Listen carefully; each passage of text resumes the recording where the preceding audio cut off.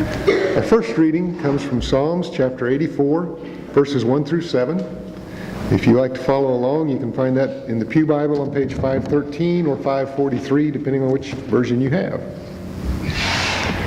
How lovely is your dwelling place, O Lord of hosts! My soul longs, indeed it faints, for the courts of the Lord. My heart and my flesh sing for joy to the living God.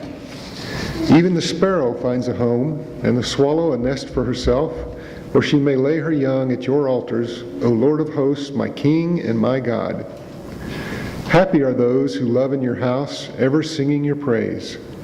Happy are those whose strength is in you, in whose heart are the highways to Zion. As they go through the valley of Baca, they make it a place of springs. The early rain also covers it with pools. They go from strength to strength.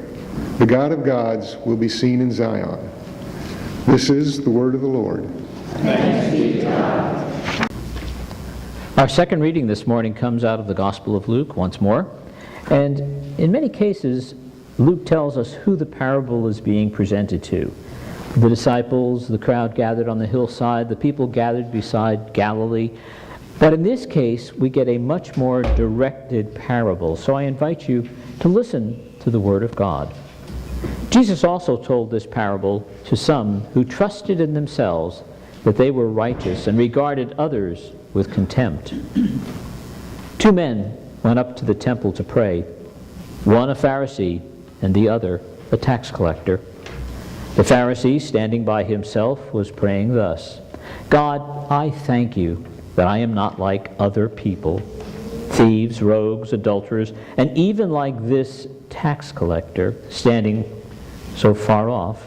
I fast twice a week. I give 1/10 of my income. But the tax collector, standing far off, would not even look up to heaven, but was beating his breast and saying, God, be merciful to me, a sinner.